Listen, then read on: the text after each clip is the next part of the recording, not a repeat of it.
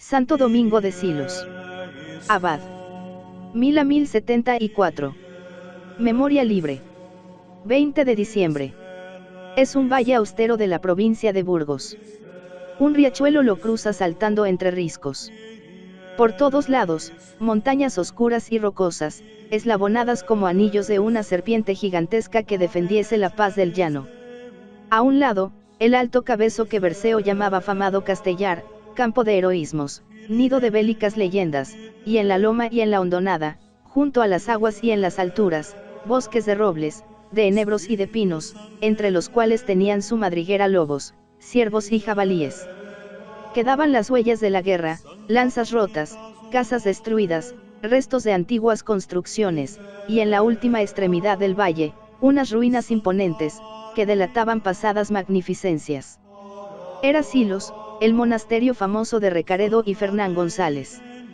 Unos lustros antes, Almanzor había pasado por allí sembrando sangre y apagando la vida. Silos había perdido su esplendor y su riqueza, y de sus monjes quedaban unos pocos. Que facían buena vida y eran orns santos. Pero estaban bien pobres de sayas y de mantos. Mas he aquí que aparece el restaurador, Domingo, el patrón de los Silos, el escapulado leal. Tal vez un ojo vulgar no hubiera adivinado lo que era capaz de hacer aquel hombre que venía expulsado de su tierra de Rioja. Cuerpo menudo, aunque bien formado, ancha calva, con una corona de cabellos que están volviéndose de plata, rostro apacible, con dos ojos de suavísima luz. Nacido al comenzar el segundo milenio cristiano, está ahora en plena madurez. Acaba de cumplir 40 años. Blando y risueño, parece vivir en una atmósfera de serenidad. Su dulzura exterior era un reflejo de la calma de su espíritu. Berceo hace de él este retrato. Manso e avenido, sabroso compañero. Humilloso en fechos, en dichos verdadero. Los oíos oprimidos, el capiello tirado. A él cataban todos como a un buen espello. Callasí buen tesoro so el su buen pelleyo. Este tesoro de bondad había ido acrecentándose día tras día, y, sin embargo, Domingo iba derramando sin regateos por donde quiera que pasaba. Primero en Cañas, su pueblo natal, repartiendo, de niño, entre los muchachos de su edad, el pan que le daban en casa.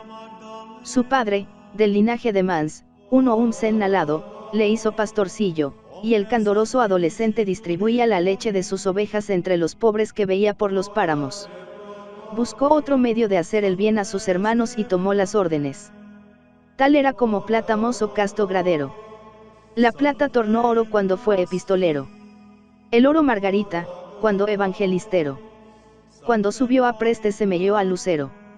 Aquella dignidad le aterró. Un año vivió en el desierto para hacerse menos indigno de ella, pero su corazón necesitaba hombres para amarlos, y este anhelo fue el que le movió a dejar su cueva y a vestir el hábito benedictino en el monasterio famoso de San Millán de la Cogolla. Los porteros le abrieron gozosos la puerta, los monjes le amaron, porque era bueno, y porque era fiel, el abad le hizo prior de la casa.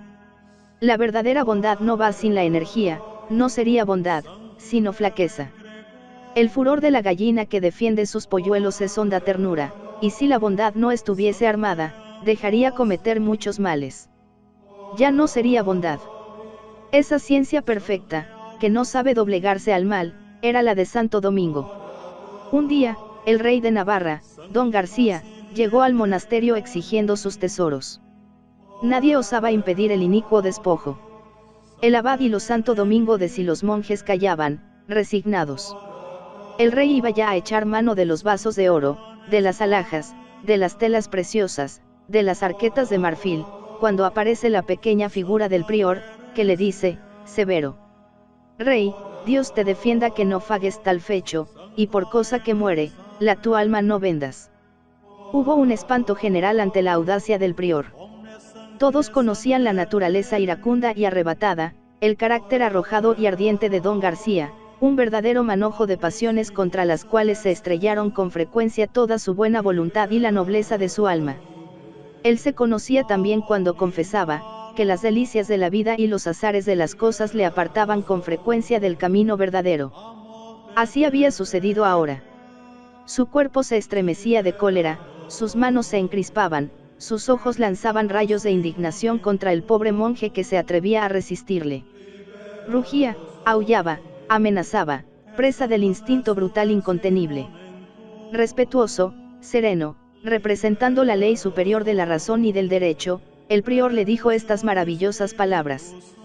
Puedes matar el cuerpo, la carne mal traer. Mas en el alma, rey, no has ningún poder.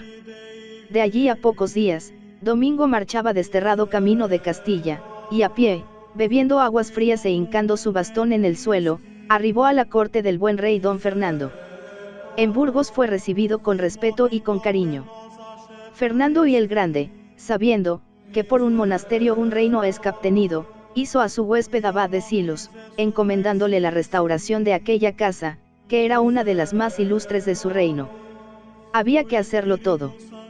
Si la obra material exigía grandes esfuerzos, la espiritual hubiera encogido al hombre más animoso. El trabajo era mucho y los medios escasos, pero el dinero llegaba misteriosamente y la obra avanzaba. Sene Santo Domingo, el natural de Canas, que nació en Bon Pantou, pleno de bounes manas.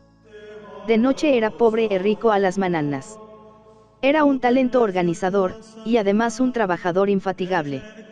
Empezó por levantar las habitaciones derruidas, después las llenó de monjes, a quienes acostumbró a la concordia, al amor y a la observancia.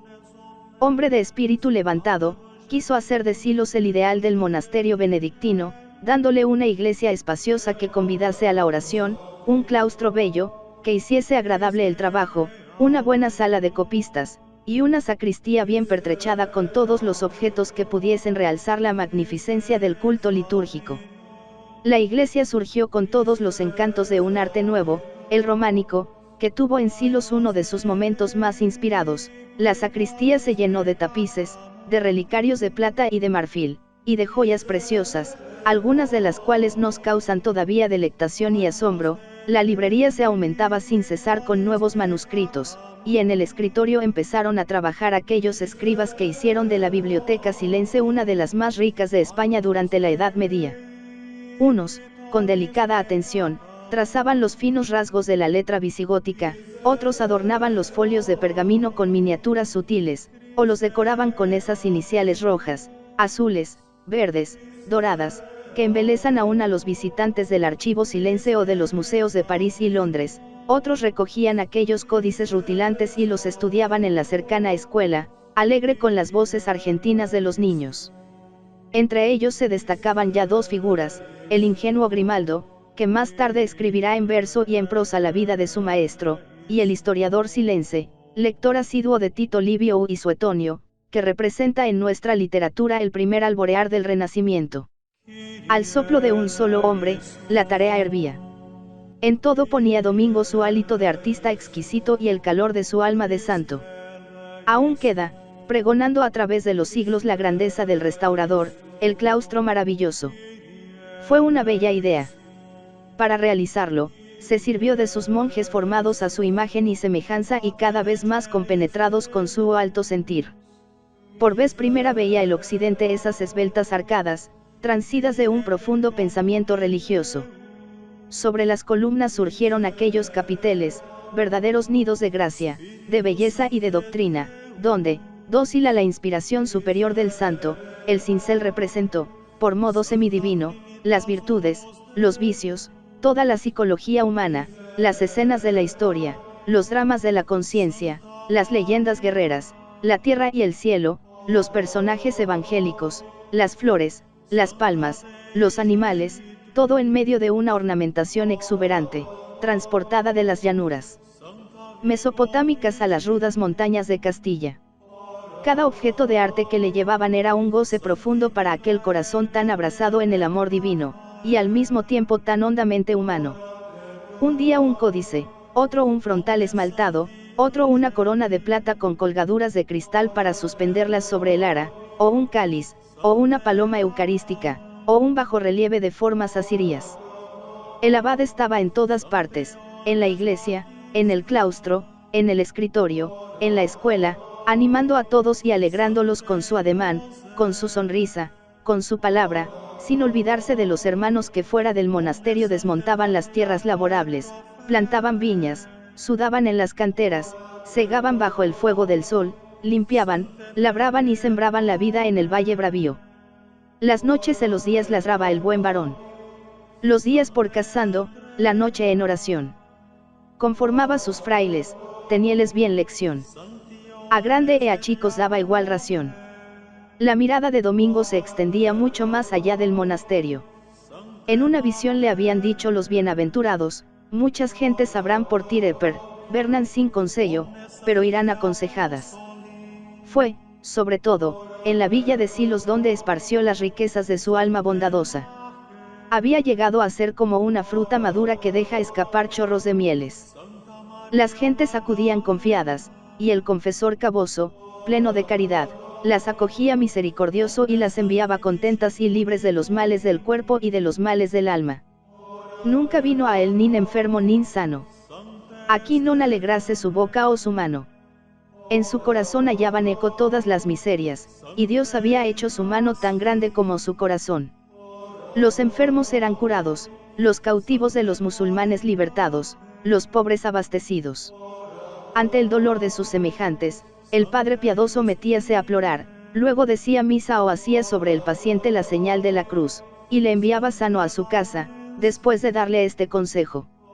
Curíate que non peques, e non fagues folia. Tenía una caridad llena de gracia y donaire. Bien lo experimentaron unos pobres que, intentando abusar de ella, escondieron sus vestidos y fueron a pedirle otros para cubrir sus carnes desnudas. El santo los recibió con benignidad, los agasajó con una buena comida, y a la postre les dio los mismos trajes que habían ocultado. Otro día, unos hombres codiciaron los frutos de su huerto.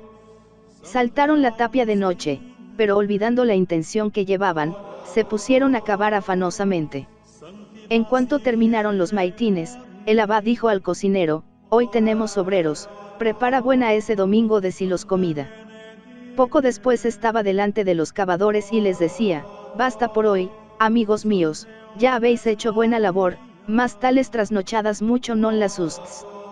Y el confesor donoso, como le llama Berceo, le sirvió con sus propias manos un almuerzo suculento. En la corte castellana, en Burgos, en León, en Ávila, en Arlanza, los reyes y los vasallos admiraron muchas veces aquella caridad siempre en acción. La víspera del día de Atapuerca allí estaba el abad de Silos exhortando a la concordia. La paz era uno de sus mayores anhelos. Por eso en sus largas oraciones pedía a Dios constantemente que diese entre los pueblos pan e paz e verdad. Temporales temprados, amor e caridad. Los pueblos de la Sierra de Burgos fueron especialmente felices. Muchas veces vieron a Domingo en sus plazas y en sus iglesias hablando de paz y amor, curando a los enfermos y consolando a los afligidos. Sus dichos semiaban melados, como los que emanaban de la boca de Gregorio. Su palabra era elocuente, con una elocuencia íntima, familiar y muy persuasiva. Qué deliciosa intimidad descubrimos en aquellas palabras que dirigía a sus monjes. Pensemos en las almas, fraires y compañeros. A Dios y a los OUM seamos verdaderos. Si fuéremos a Dios leales, derecheros, ganaremos coronas, que val más que dineros. Así fue llegando a la vejez el buen abad de los fechos cabdales. Aún recorría los claustros con el cuerpo encorvado por las fatigas, apoyándose en su bastoncito de avellano. Un día dijo a sus monjes que hiciesen grandes preparativos, porque no tardarían en llegar el rey, la reina y el obispo. Nuestro abad ya chochea, dijeron los monjes con tristeza, pero a la noche siguiente la Santísima Virgen y su divino Hijo bajaron a su celda para invitarle a subir al cielo. Cayó postrado en el lecho. Todos lloraban, solo él estaba tranquilo, y sonreía diciendo, non ploredes, amigos, semellades mujeres en eso que fasts.